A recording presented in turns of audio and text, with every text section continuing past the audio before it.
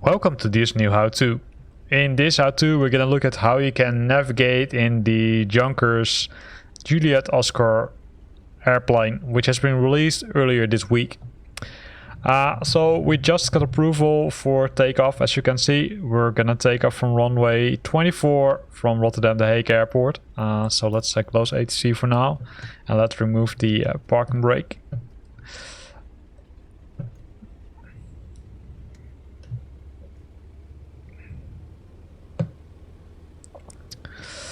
So there are a few things which you can use for navigation, right? First of all, I would say everyone would expect that it's simply by using the heading, by using the compass. But there are some other options, or at least there's one more option in the Junkers airplane. I will show it in a few minutes. So we set the flaps.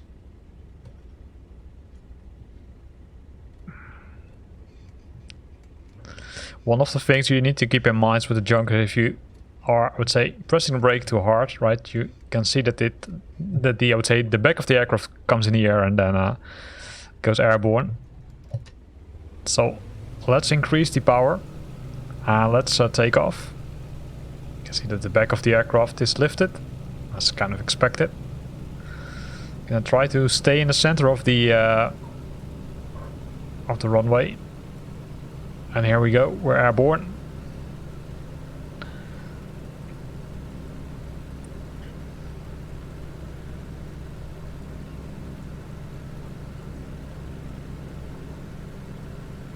I'm going to simply fly around a bit. So, as mentioned, right, there are a few options to navigate. So, the first option is to use the compass, right? And you can find the compass here. And you can also find the, I would say, compass here, or the heading buck, as we call it. And the heading buck has, I would say, a bottom ring, which shows you the current course. And you've got the upper ring, which allows you to set the course where you want to go to. And this is also being used for the, I would say, they call it the autopilot, but it's not really an autopilot. You need to press this button again, and then you could activate the autopilot to make sure that you're keeping this heading. But as most of us know, it's not working idly yet. And what you see is if this matches this line on the compass, which is in front of you, also gives you the correct indication of the direction where you go to.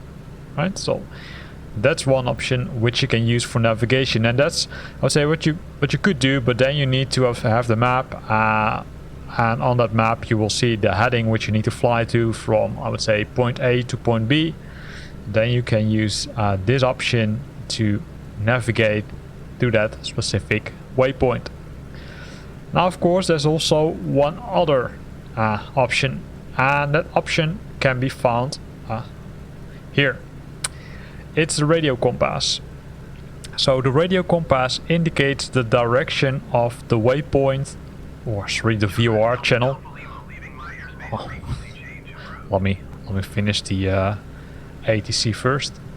Rotterdam Tower Junkers Delta, Hotel Delta Alpha Lima frequency change. Then I'm gonna tune into approach. We're not gonna, because we're flying VFR. So let me continue the story. So the other option is the radio compass, and the radio compass shows the direction of the beacon or the VOR.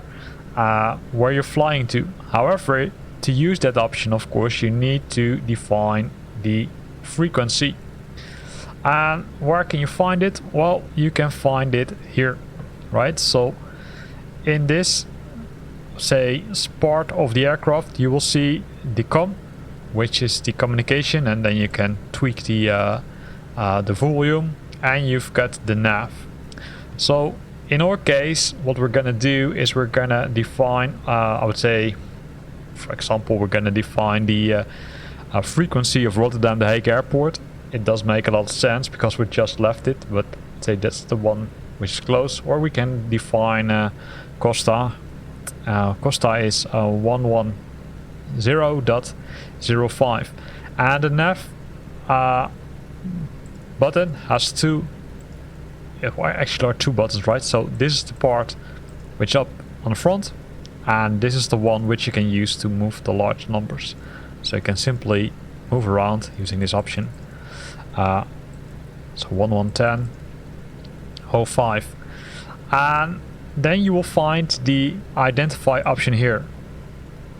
And if you listen very carefully, although it might be hard to hear because the engine makes a lot of more noise, it will send you the Morse code. And the Morse code corresponds to the waypoint or to the VOR where you're flying to.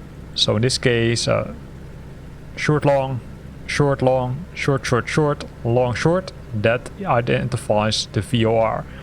And you will find that information also in the flight plan, right? So if you're using, for example, SimBrief or one of the other solutions, you will find that information about that specific waypoint, right? So once you confirmed it, you can switch off the identity because, yeah, you know where it is. And then we can go back to the Kudos view. Come on. And that's here. And as you can see now, since we changed the frequency, it will now point us into the direction of the waypoint, which tells us that we need to fly approximately in a direction of 225, and then we will end up at that specific waypoint, right? It doesn't show the distance, but it does show the direction where we need to go to. So let's do that. So let's go to the center of the aircraft and then use, for example, this button to change our direction, right? So we need to go to 225. So we need to set 225, right? So this is 230. 225 should be approximately here. And what you will see is that now the compass changes, right? So you can use this in this, so you don't have to continuously look at the let's say at the nice piece on the right side with the co-pilot. You can simply use this method also to, say, change your course a bit so you're going into the correct direction. And once you're aligned, you can simply center the aircraft, because as mentioned, the autopilot, it's not really an autopilot, it's more a heading holder, and it does not always work perfectly. As we saw also on the internet, some people say, hey, it works sometimes, but yeah, sometimes it's not always, so it's a little bit unreliable at this moment. So in the meantime, what we now see is that on the radio compass, you see that we're flying pretty okay.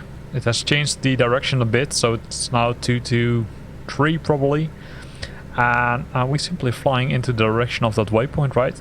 There's of course always the VFR map, which you can use to, I would say, make sure that you're flying the correct direction, right? So you can open the VFR map by pressing the V on the keyboard from Victor. And the waypoint we're flying to is, I think it's, let me double check where it is, approximately, it's after these islands, it's approximately somewhere here. And that's how you can use it, right? So there are two options in this aircraft. One is the manual way, and the second method is by setting up the frequency of one of the VORs and then use a combination of the compass in combination with the